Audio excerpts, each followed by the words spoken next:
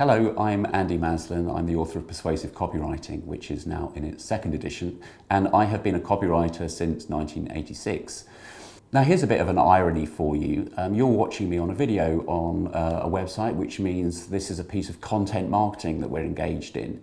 But I'd like to draw a distinction between content marketing and content marketing. It seems to me that a lot of content marketing is a bit like a dog without a tail. In other words, there's no action at the end. What we get is a lot of incredibly useful and well-written information, or well-filmed information, or designed information, but there's no call to action at the end, where I would expect, with my kind of training, somebody to be asking for the order. Now, a lot of content marketing is measured with what I think are some pretty soft KPIs, some pretty soft metrics like engagement or outreach or views.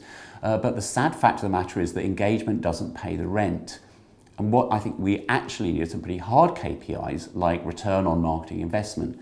And although the bottom line for many marketeers is just a figure of speech, for the chief financial officer and people like me, old school marketers, the bottom line is actually the last line in the profit and loss accounts. And what you want is to have it in black, which means you're making profit, which means you can pay everybody's wages, including the content marketing team, and not red, which is the opposite of that.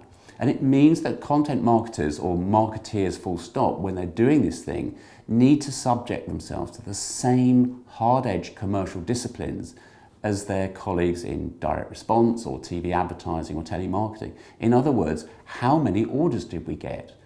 When you ran that video campaign or that infographic, how many sales did it generate? Because without sales, eventually somebody will look at the balance sheet and they will simply close you down. So what does this mean for us as marketeers, as copywriters? And I think it's actually returning to some very simple basic ideas. You want to grab the reader's attention, which means a great headline or a photograph. You want to interest them straight away, and I think content marketing is perfect for that. You're writing cleanly and crisply about something the reader finds interesting, so that's great.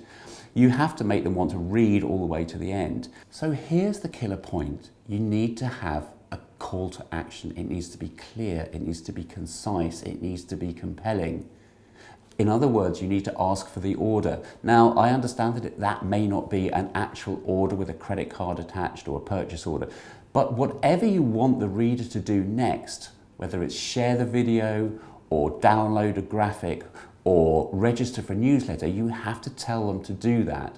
And that is going to call on the oldest copywriting skill of all, which is persuasion.